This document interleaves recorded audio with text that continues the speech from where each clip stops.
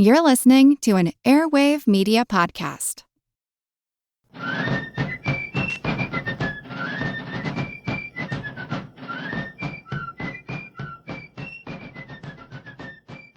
Hello, and thank you for joining this special edition of the American Revolution.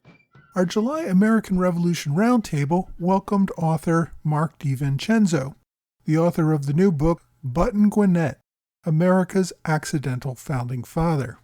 Our discussion was recorded live on Zoom. Thanks, everyone, for joining us tonight on the American Revolution Roundtable. Our special guest tonight is Mark Vincenzo, who is the author of a new book about Button Gwinnett, one of our favorite founding fathers, right? Yeah. He's kind of notable in that he's one of the, I guess, least known founding fathers, almost, it seems like. But Mark, welcome to the American Revolution Podcast. Thanks, Mike. Thanks for inviting me. It's a great podcast, and I'm flattered to be a guest. Yeah, so it's great to have you here. My first question I ask of most of my authors, why this topic? What struck you about Button Gwinnett that was worth writing a book about?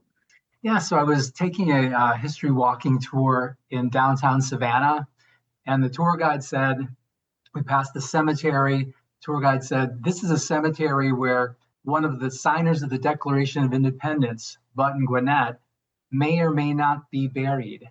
And I found that so intriguing. They don't know if he was buried there. Why is this mystery? And I started looking into that specifically. I just started learning more and more about Button Gwinnett. And then I read a book about him that was published in 1926, the only other full-length biography written about Button Gwinnett. And he was made out to be a true patriot and a deserving founding father. And I had, at this point, done enough research to conclude that that wasn't very accurate. But then I learned that historians throughout the South consider this particular book was written by Charles Francis Jenkins, called Button Gwinnett, Signer of the Declaration of Independence. They consider this the definitive biography of Gwinnett. I was a journalist for a long time, and I just didn't want that to be the record. I wanted there to be a more thorough and nuanced book about this guy. So that's why I took this on, and it was an extremely difficult biography to write because the historical record is so skimpy. There's just not a lot that we know about him, but I felt like we knew enough to do a book. And this book was published in the spring of this year. And I'm just so flattered that the reviews have been really, really positive. Oh, yeah, no, it's great. One of the things, I guess, if people know about Gwinnett at all, it's usually about the fact that he has one of the most valuable signatures in American history because there's so few of them, and people who are trying to collect all the signers of the Declaration, the tough one to get is Button Gwinnett. Yeah, I mean, think about it. He was a son, a sibling. His occupations, he was a merchant, a storekeeper, a planter, very briefly a state legislator, a signer of the Declaration of Independence. He was a Speaker of the House in Georgia. He was very briefly the governor of Georgia. He had friends, and yet there are only 51 signatures that exist for him, making it very, very sought after. People have been collecting his signature since the 1910s. In the 1920s, a Button Gwinnett signature would cost you more than a painting by Claude Monet. So people have always been dishing out big bucks for a Button Gwinnett signature. The last couple of them have been seven-figure sales, $1.2, $1.4 million. And again, it's driven by the fact that he signed the Declaration, and there are a lot of autograph collectors who must have all 56 of those signatures. Sure. I guess let's start at the beginning. And part of your book goes beyond just Gwinnett's life. It talks about like the early history of Georgia, which is kind of an interesting colony because it was one of the ones that was started so late. And Gwinnett was an immigrant to that colony, as almost all white people were at that time, because it was such a new colony. Well, let's start with his life in England. Where did he come from? What was he doing over there before he came to America? So he was born in 1735. We don't really know the exact date. Early March is it's a safe thing to say. He was born in a wool town called Down Heatherley in Gloucestershire, not too far from the border to Wales. It's a wool town because wool is becoming a huge industry there. They have things called wool cathedrals. The money from the wool industry built these cathedrals and built schools and made people very wealthy. His dad was a minister. He was a vicar, and he was a kind of a important guy in their community. And so as a result of that, Button didn't have to work in the wool mills.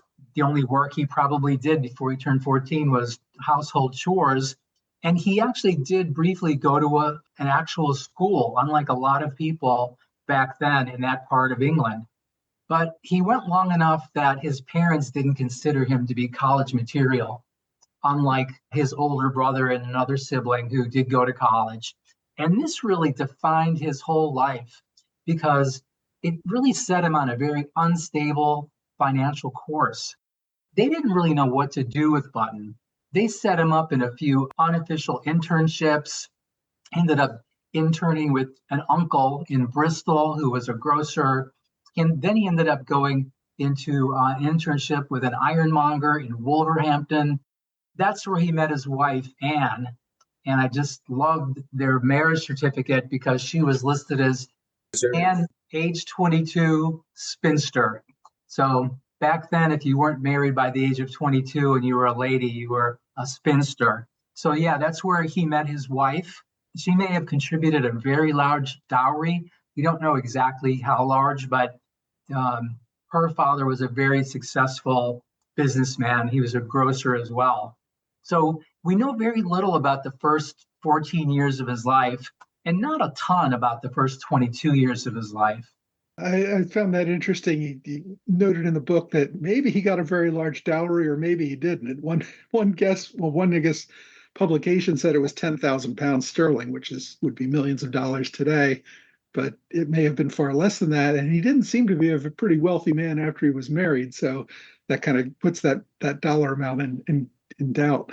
Yeah, he may not have had access to all of it. And there's some question about whether the dowry was actually that large. It may have been, his family was trying to make it look like a really good match. And so they may have inflated the size of the dowry. But he was always, this is important because he was always scrambling for money. And he shouldn't have been if his wife brought a 12,000 pound dowry to the marriage. But yeah, that's another big part of the book is he wanted to prove it to his parents that he could make it big and become a wealthy man without a college education, which they weren't going to give him. And the problem was he lacked business acumen. He just wasn't a good business person whatsoever. So every business he tried, he failed at it. Yeah, it sounded like he wanted to get into being some sort of a merchant or a transatlantic trader, and he took on a lot of debts, apparently, that never quite got paid off. What inspired him to go to Georgia? He sort of just ended up there. This was at a time when his transatlantic merchant business was failing. It was pretty much ended at that point. And he sort of just ended up in Georgia, specifically Savannah. We don't know if he ended up there because he saw it as a place of opportunity, although it certainly was. He may not have known that, but it was a place that was really starting to take off. And as you said earlier in the discussion, it was a very British-dominated colony. Georgia was set up to be a social experiment more than anything else. A social experiment in that Parliament said, let's try to create a colony where there are no slaves. Let's try to create a colony where the people who come over, primarily from England, they do the work. They clear the forests, they build the towns, they plant the crops, they do everything. Let's just see how this works. it really was a social experiment. And from actually before the colony even started in 1733, people were grumbling about how can we do this without slaves. In South Carolina, just to the north, they started their colony in 1680. And by 1708, it was a majority slave population. And so the Georgians, the people who went there, they were always questioning, why are we doing this? Because it's bound to fail unless we can have enslaved people as well. Because the part of Georgia that was going to be initially settled was going to be along the coast, a perfect place to grow rice. It's a very labor-intensive business. That crop is very labor-intensive. And people thought, we need enslaved people. What are we doing? Why are we trying this without enslaved people? Yeah, I guess the founder, Oglethorpe, was the one that really wanted to keep it slave-free. And after he kind of gave up and went away, that was kind of the end of that experiment. Do you know what year Gwinnett came over to Georgia? 1765. Okay, so that was right around the same time that the 7 Years' War had just ended. Mm-hmm. And that was a really great time to be coming, because one of the other things Georgia was supposed to do was kind of sit as a barrier colony between South Carolina and Spanish Florida. So it was kind of a dangerous no man's land area, or an area that was claimed by two different countries and kind of under threat. And with the end of the 7 Years' War, Florida became British, not Spanish anymore. And so it was no longer a border colony. It was right in the middle of all the other colonies that the British Empire had over there. So the danger of Spanish invasion evaporated at that point. And I think probably a lot of people thought, all right, well, this is a good time to get in there. There's a lot of available land. The place has become a lot safer now. Let's go and give it a shot. Gwinnett did get a lot of free land when he went over there, right? Yeah, as you said, when the 7 Years' War ended, there was this big sigh of relief. In Georgia, they said, okay, let's grow now. Let's really grow. And so the way that they wanted to do that in Georgia was to give away land. It was for the taking. And of course, as we know, the land wasn't taxed back then. But the only string attached was England said, we'll give you this land, but you have to do something with it. You can't just sit on it. So you have to either, if it has a lot of trees, you have to get rid of the timber and sell the timber, or if it's ready to be planted, you've got to do that. You've got to plant the land. And so if you agreed to do that, you could have almost as much land as you wanted. At one point, Gwinnett had 11,000 acres. It didn't necessarily make him one of the largest landowners in Georgia, but it made him a large landowner. And with that land came a lot of respect. That respect put him in a good position to get appointed to various jobs that he wouldn't have been appointed to otherwise. He was a commissioner of the waterways. He was a justice of the peace. But the land gave him respect. It allowed him to vote. And it also allowed him to be voted into office. The other thing it did was, in order to work this land, he needed help. He needed labor. And that's when he became a slave owner. We don't know exactly how many slaves he owned during the time when he was busy as a planter, but we know that when he died, he owned 61 slaves.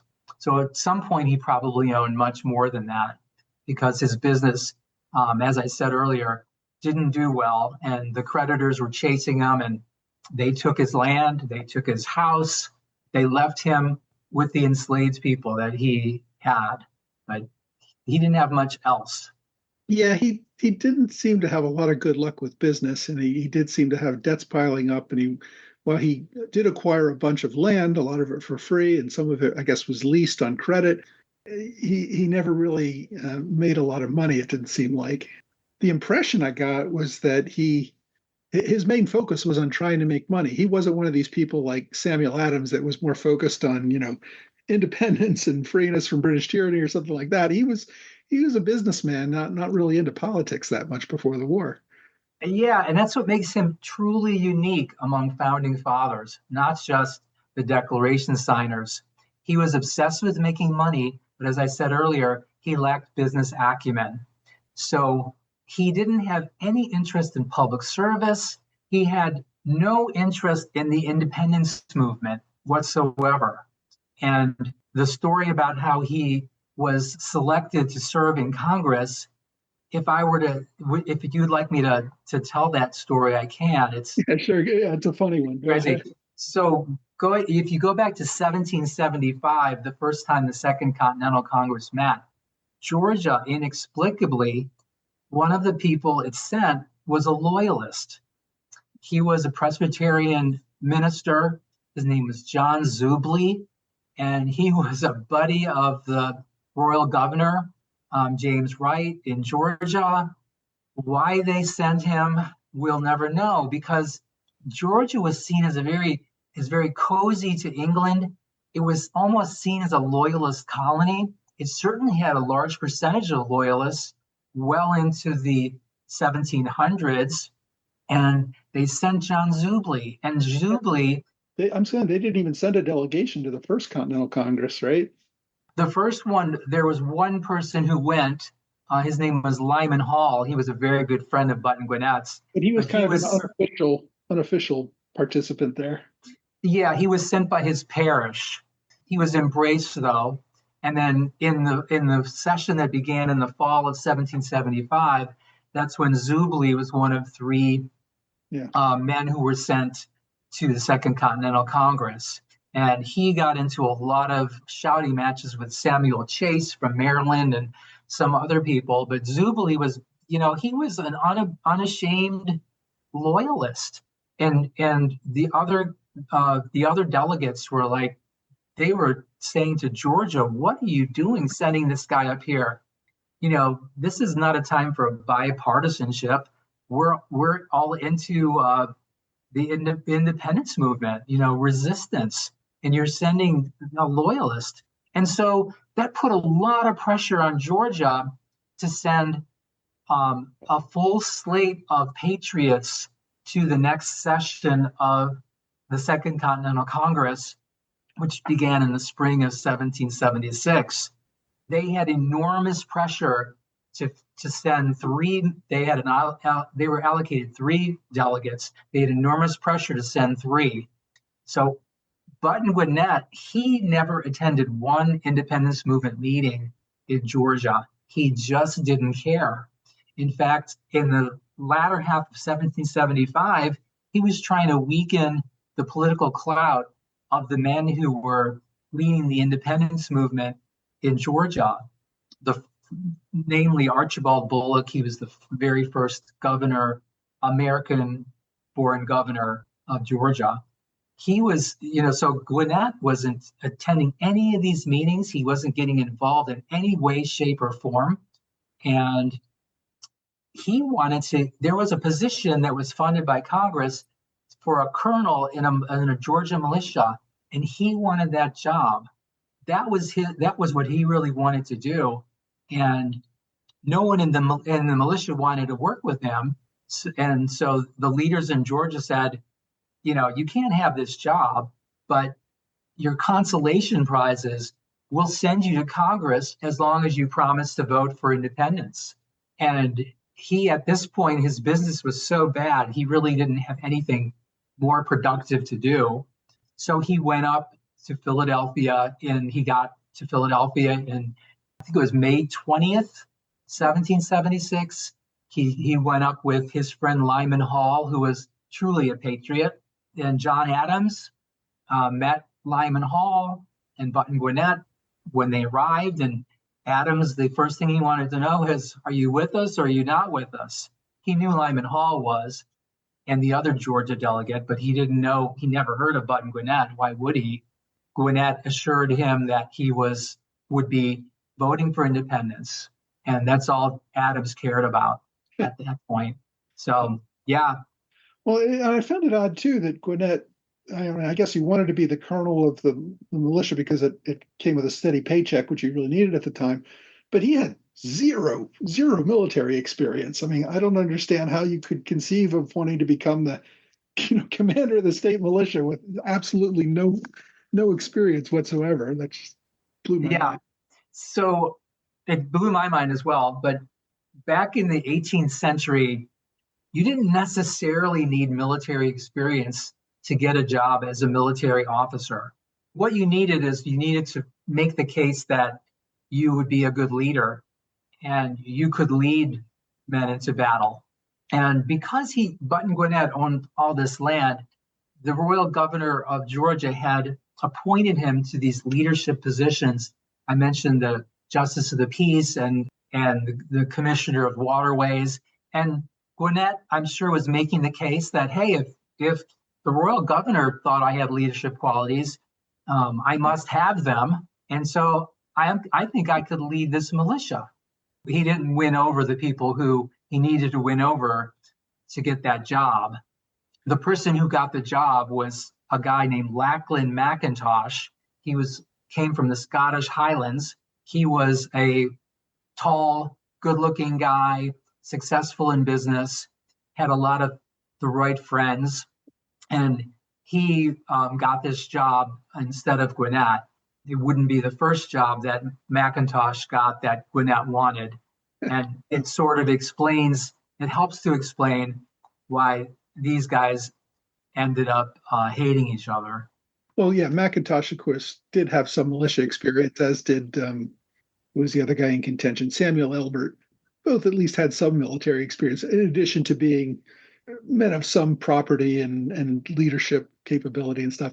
But it's interesting to kind of think of being sent as a delegate to the Continental Congress as kind of a way of getting rid of this guy, just kind of pushing him out of the state for a while, which seemed to be the case. Yeah, that is true. But I think I may not have given Gwinnett enough credit in one area. He was very intelligent. And I think at some point he realized that a political opportunity like this could help him financially. I think that probably appealed to him. I think he saw the potential that serving in Congress could help him when he returned to Georgia. Yeah, and it also seems like there was a political battle going on in Georgia between kind of the conservative patriots and the radical patriots, and Gwinnett, who showed no interest in politics at all before this, suddenly becomes the leader of all the radicals in the state. And do you understand what the real ideological difference was between the two of them, or did it have to do more? I think I get the impression it had to do more with the personalities of the leaders involved, but was there any ideological difference there? It did have something to do with the personalities. You're right there, Mike, definitely. The ideological differences had to do with how much do you like Parliament? How much do you like England? The radical patriots, they rebelled against the Stamp Act in 1765 and every other act. They were violently opposed to being taxed by England. The conservative radicals, they were more diplomatic. They tried to play ball with the royal governor of Georgia and other English officials. The radical patriots, of which Gwinnett became a leader, I wouldn't say the leader, but a leader, they were like, the time to play ball with these guys is over. You're too cozy with the British. And so that was the sort of the ideological issue between the conservative patriots and the radical patriots. Yeah, okay. So when he's in Philadelphia, he's not there very long. He arrives a few weeks before the debate on independence starts, and he literally, leaves Philadelphia the same day they sign the Declaration. He kind of signs it and runs out of the city. I guess part of his hurry in getting home was that he thought it would help him get a position as a general in the Continental Army. Is that what you think his main motivation was in hurrying home so fast in the middle of a session? Yeah, so, he didn't really want to be up there anyway. So he only served for 10 weeks, as you said. He left the day he signed on August 2nd, and that happened to be the day that 48 other men signed the Declaration. He left with Carter Braxton from Virginia. I think Carter Braxton had a really good reason. Carter Braxton had 18 children. So I think he was probably needed back on his farm in coastal Virginia. One thing Gwinnett did when he returned to Savannah, he took credit for a $60,000 allocation that Georgia received from Congress. He rushed back to Georgia. He was, wanted to be the first delegate back to Georgia, and he took credit for that. There's really no logical explanation for why Gwinnett would have had anything to do with that allocation. He was not well connected with other members of Congress. He didn't have any sort of connections with the military in Georgia. He barely shows up in the congressional record during these 10 weeks that he's there. And he comes back and he takes credit for this allocation, which was really sorely needed because Georgia was being threatened by Native Americans to the west and then by the British who were in Florida, who'd been run out of Georgia. Gwinnett becomes like a hometown hero.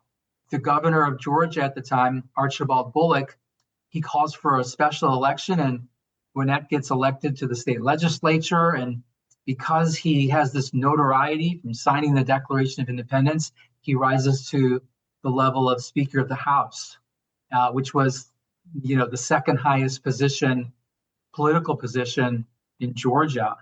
And it's just, this political rise is astounding. He had no interest in public service whatsoever. And now he's second in command to the governor of Georgia. It's just hard to wrap your head around it. Yeah, and then for a guy who has almost no political experience, he seems to get a lot of credit for drafting the Constitution for the state of Georgia. I guess there's at least some indications that he basically got a draft or something from John Adams to get him started on the process. Is that your understanding? Yeah. So it's not something that the historical record doesn't address it specifically in case of Georgia, but John Adams was passing out templates, if you will, drafts of constitutions. Adams wanted the delegates who served in 1776 to go back to their colonies and write constitutions. He thought this was the most important step for a colony to become a state.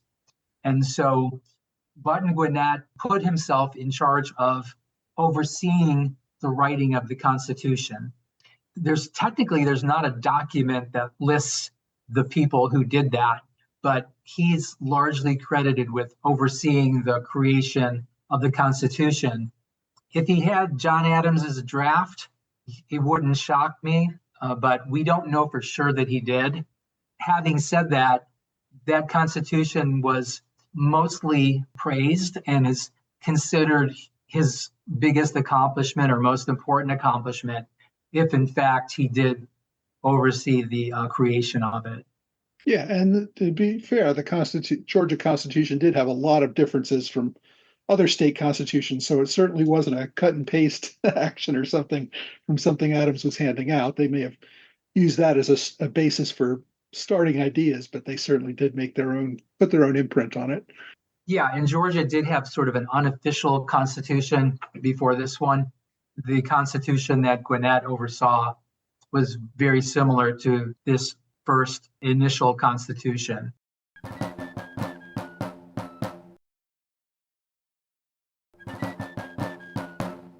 So he's Speaker of the House, Speaker of the Georgia Assembly, and Archibald Bullock is the president of Georgia.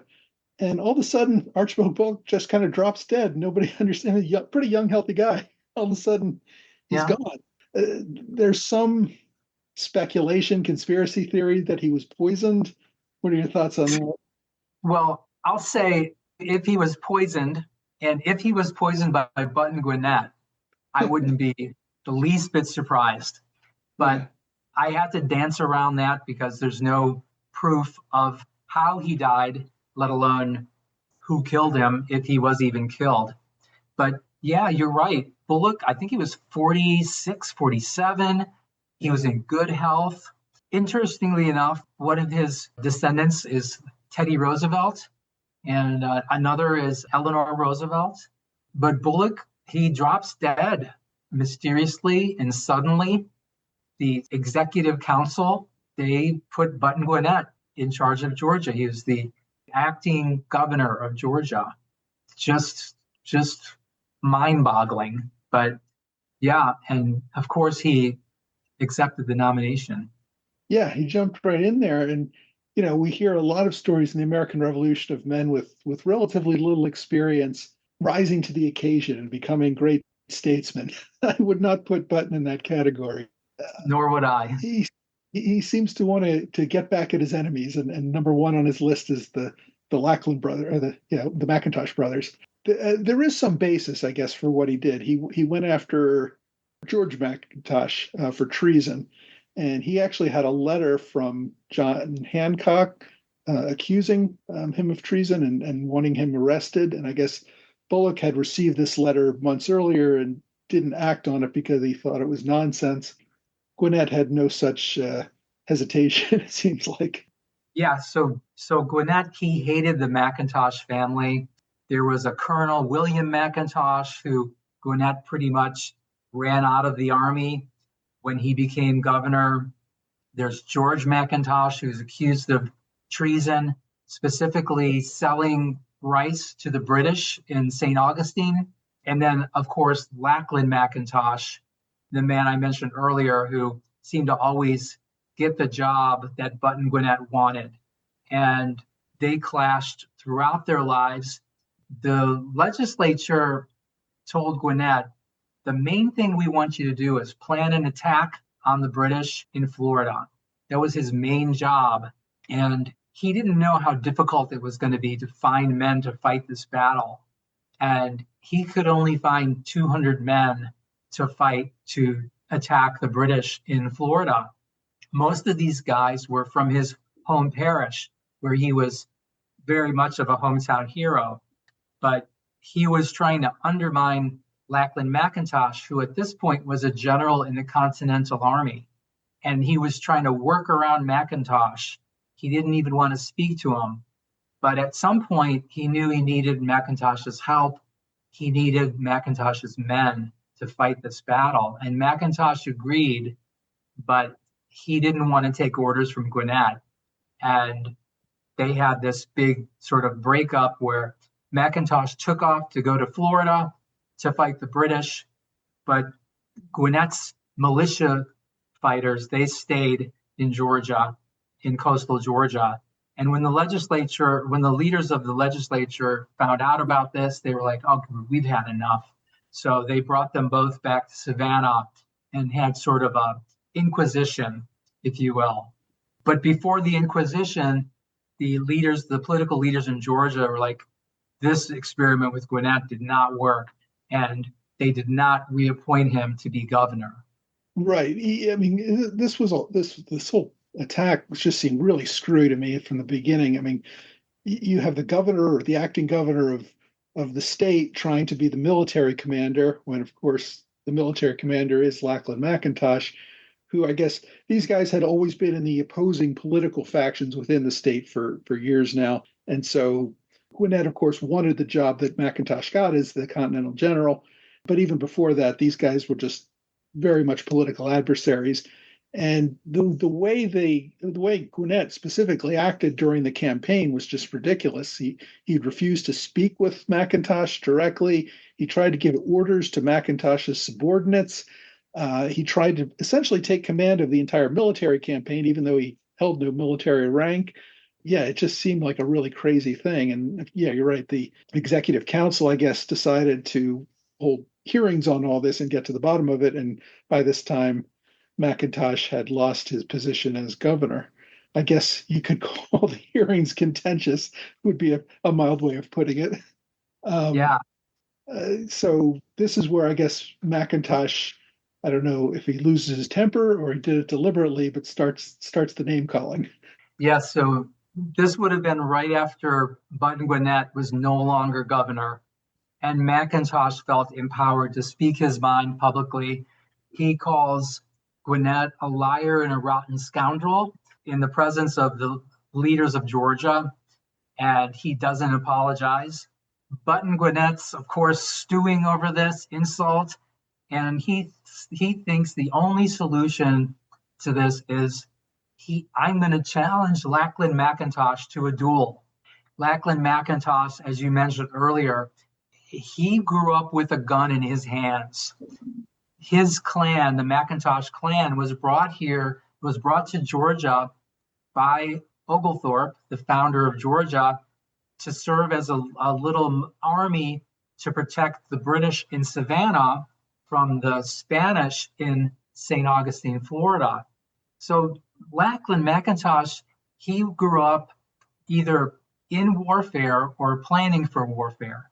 And he was a military cadet as a teenager and sort of had his hands in the military off and on throughout most of his life, which is to say, he is very familiar with guns.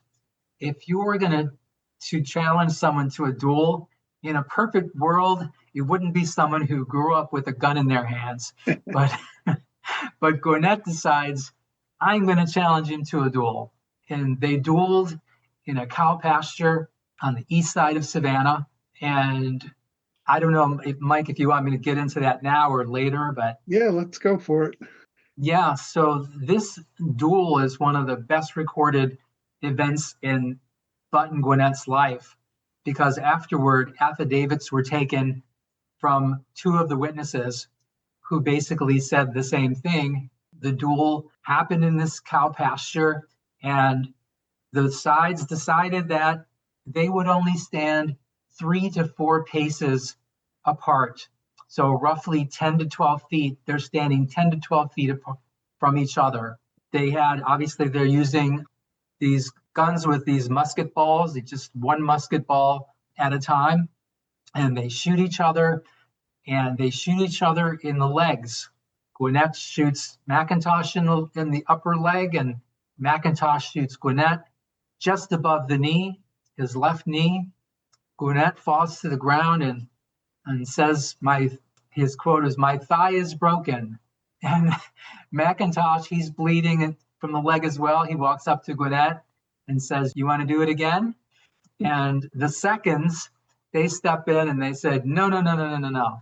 So both men, I guess, they shook hands and they went their separate ways looking for medical attention. McIntosh recovered eventually, but Gwinnett, he had a gangrene infection and he died 3 days after the duel. He died on May 19th, 1777. He was 42 years old.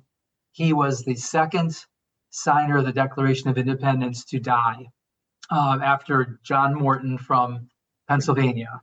McIntosh had every reason to think, okay, it's the end of this.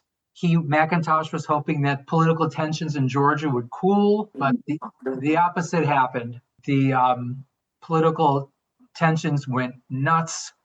McIntosh was arrested, even though this just didn't happen back then. When there was a duel, this was a way that gentlemen solved their problems. So there were no arrests that came as a result of duels back in the 18th century. But McIntosh was arrested. He was tried briefly and he was acquitted. But in the court of public opinion, he was guilty. Because remember, at this time, Georgia had a majority of these, what we call the radical patriots. And McIntosh was pretty much run out of Georgia.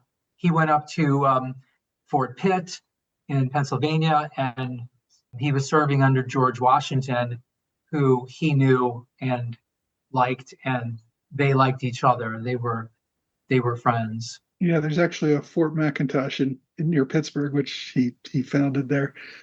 But it's interesting, though. I mean, violence was not an uncommon thing in politics at the time. I noted that both of the seconds at the duel, George Wells, who was Gwinnett's second, later became governor, but he was also killed in a duel by James Jackson, who was also a governor of the state. So they got killed in a duel. And Joseph Habersham, who was McIntosh's second, had actually killed a man at the Georgia Constitutional Convention, thrust a sword into some other guy from the other faction, and didn't get in trouble at all. In fact, he got promoted a short time later. Violence was not a condemned thing in Georgia politics. Not at all. Yeah, I guess the fact that this had riled up the Gwinnett faction against McIntosh was what forced him to leave the state. Yeah, it was completely political. But the McIntosh-Gwinnett duel is easily the best known duel ever fought on Georgia soil. And that's saying something because Georgia was a hotbed for dueling throughout the 18th century. In fact, throughout much of the 19th century, Georgia had outlawed dueling, but that didn't stop dueling. No one was really enforcing that law. So there was dueling happening in Georgia well into the 19th century. It was, as I said, it was just not at all unusual for two gentlemen who had a disagreement to settle that disagreement in a duel. The thing about the Gwinnett-McIntosh duel, they're standing 10 to 12 feet apart, and they both shoot each other in the leg. That's very curious. And you could assume that they intended to injure each other, but not kill each other. But these affidavits say nothing about that. These affidavits are from Wells and Habersham, the seconds for each of these men, and they're completely consistent. And they wouldn't have any reason to be consistent, really, unless they were telling the truth, because they were from these different political factions and they didn't like each other. The seconds didn't like each other either. It's just so curious, especially McIntosh. He's been shooting guns his whole life. From 10 to 12 feet away, he shoots Gwinnett in the leg, just above the knee. It's like there were cases when the intention was to injure and not to kill, but we don't have any evidence that this duel, there was the intention to injure. The belief was that it was a duel to kill. I mean, it could be, but there's really, if Gwinnett had received decent medical care, well, certainly by modern standards, there's no way he would have died from this wound. I mean, this was relatively minor, but yeah, I don't know. Yeah, it's hard to say whether they really wanted to kill each other or not. But you're right. I mean, dueling could be done they could agree on the number of paces distance, and this one was very close. I don't know if that was a matter of bravado, like, yeah, I'll do it from this short distance or not, or whether they really just did want to end each other. Yeah, who knows? I guess it's a matter of speculation for the ages. Yeah, but I think it was a matter of bravado because McIntosh initially suggested that they stand even closer than 10 to 12 feet. And then one of the seconds, it was Habersham, he stepped in and said, well, let's make it, 3 to 4 paces, which is still very close. Yeah. But McIntosh would have been happy being 1 pace away from Gwinnett at the time. And Gwinnett, I think, to save face, he needed to agree to the 3 to 4 paces. I think that was a face-saving thing on his part. Yeah. So that's kind of the end of Button Gwinnett in end of May 1777. So yeah, he died very early on and didn't obviously get to see the end of the revolution. And I mean, you point out in your book that really the only reason we remember this guy at all was because he was a signer, and he was so briefly involved in that was actually a fairly minor part of his life. But it's, I guess, the one really memorable thing. Being a part of a very big thing is enough to have you remembered in life. Yeah, I think we remember him because he was a signer.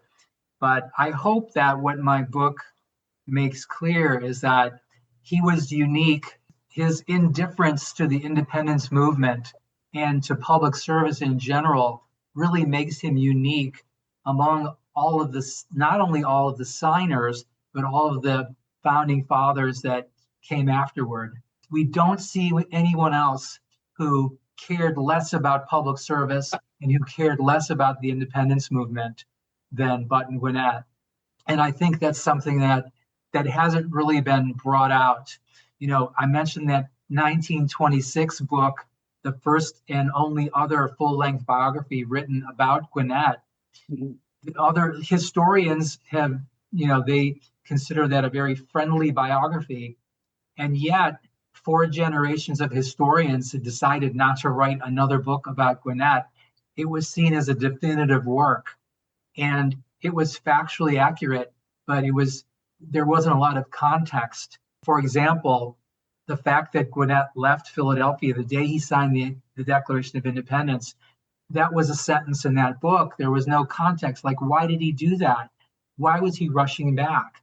So I think that hopefully what I hope my book will do is just provide a more nuanced and thorough and comprehensive view of who this guy was and really his unique stature as someone who just didn't care.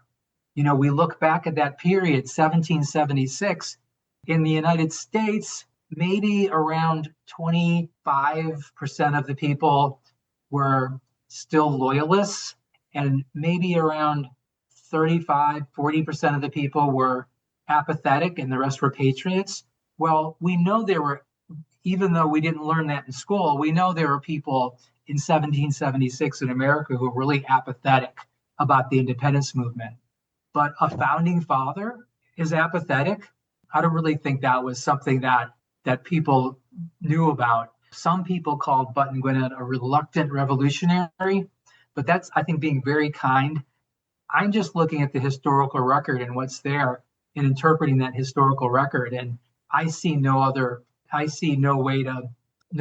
to view him as somebody who just didn't care. Interesting. All right. Well, I want to open it up for questions. If anybody just wants to unmute yourself and ask, or raise your hand, or whatever you want to do. Yeah, here's Lou. I put it in the chat as well, but perhaps you could comment on this. Was that reflecting a similar lackluster revolutionary fervor that possibly existed in Georgia at the time? Yeah. So I think it's fair to say that Georgia, more than any other colony, was more loyalist. They had approximately 40% of the population in 1776 who were loyalists. And so that it does reflect the mood in Georgia. Georgia had always been considered very cozy with the British, more so than any other colony. Maybe South Carolina would come in second there, but Georgia was and they were cozy because they were very dependent on trade with England. And so it makes sense that they would have the largest percentage of loyalists in 1776. It doesn't make sense, though, that a founding father would be, and I'm not saying that Button Gwinnett was a loyalist. What I'm saying he was apathetic, and that might have been the largest percentage of people when you look at the southern colonies especially, more people were probably apathetic than were patriots or loyalists. That's not necessarily true in the northern colonies, but in the southern colonies, a great deal of apathy. And again, whether you went to public school or private school, or maybe whether you were homeschooled, you didn't hear that.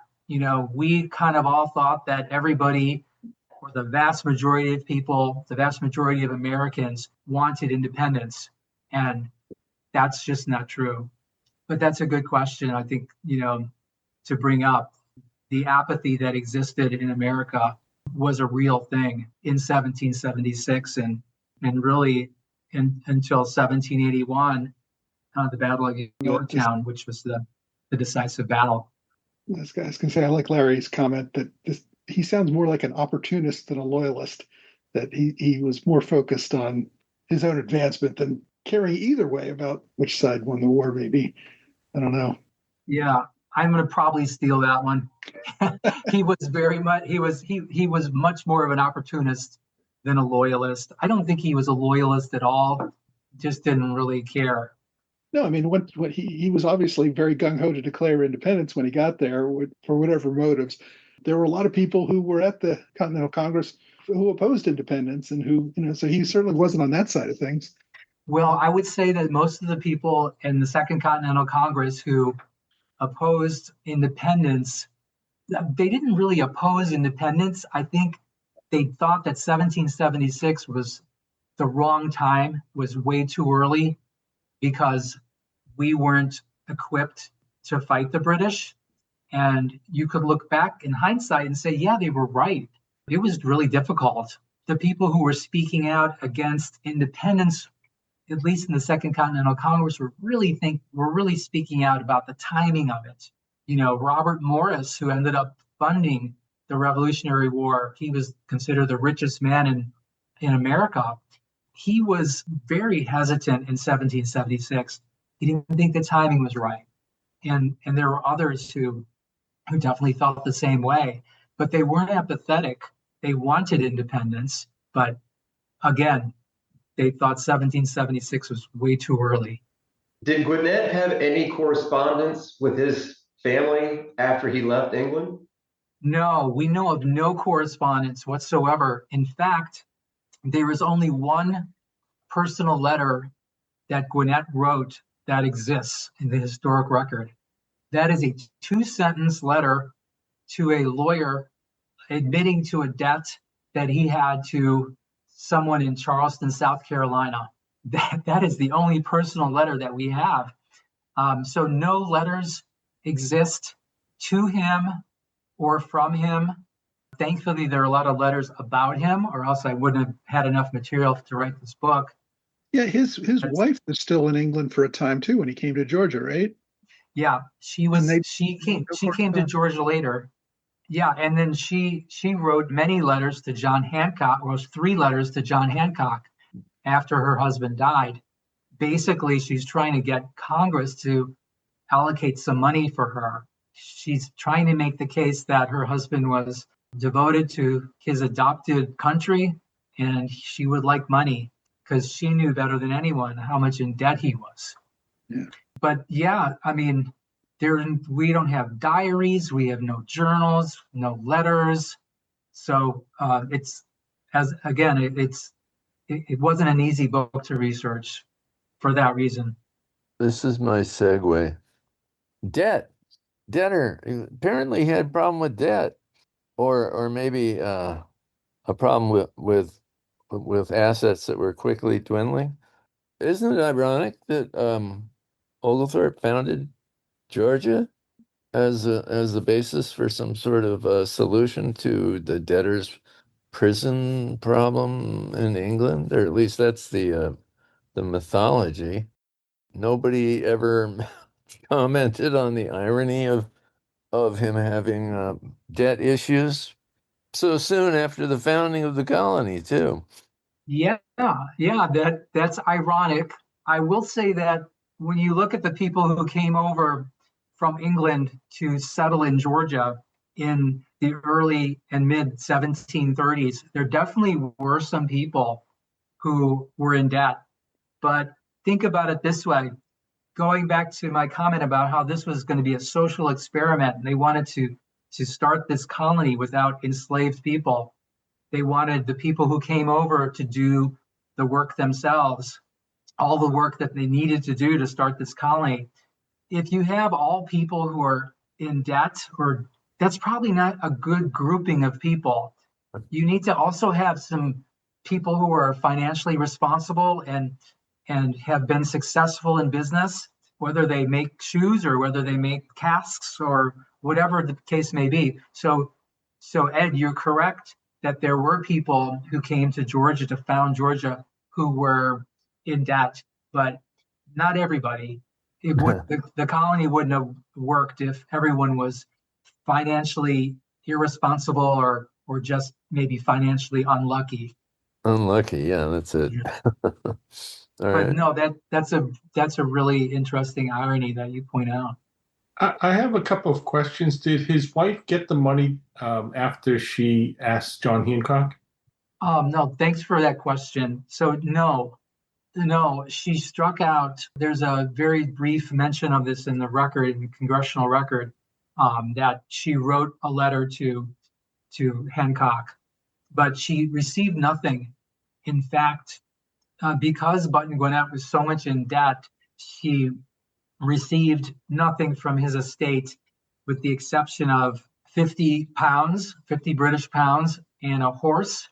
And then she claimed one of their enslaved people as her servant.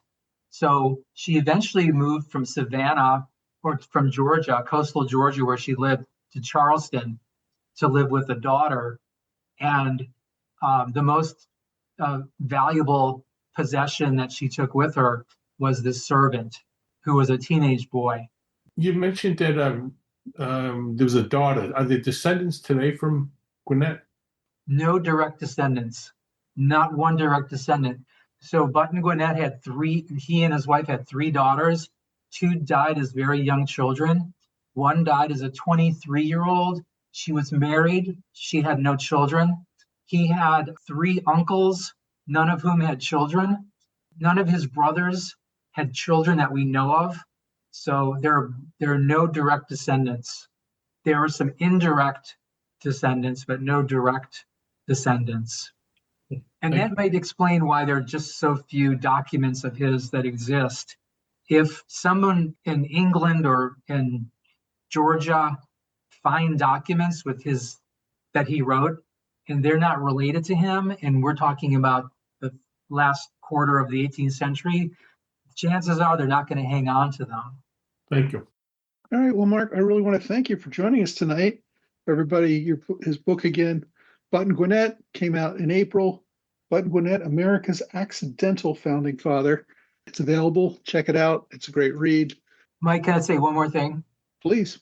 I just want to point out that his face is blurred because we have no idea what he looked like.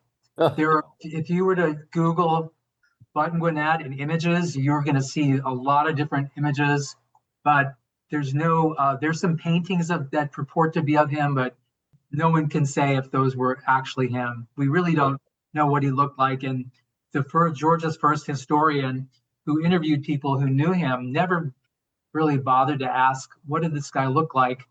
Not that that was important, but just never happened. So unlike, again, just about any other founding father, we don't know what he looked like. Yeah. Well, he will remain an enigma. Yeah. Mike, thanks for the invitation. I really appreciate it. And I really appreciate all the questions as well. Thanks again for joining us on our American Revolution Roundtable. I'd like to thank Mark Vincenzo, author of Button Gwinnett, America's Accidental Founding Father, for joining us for a great discussion. I've included a link to his book in the show notes, and of course, if you use the link, you help support the American Revolution podcast. I also want to remind you that you can listen to recordings of older roundtables or find out information about upcoming ones at amrevrt.org. Also, be sure to join our mailing list. There is a link in the show notes.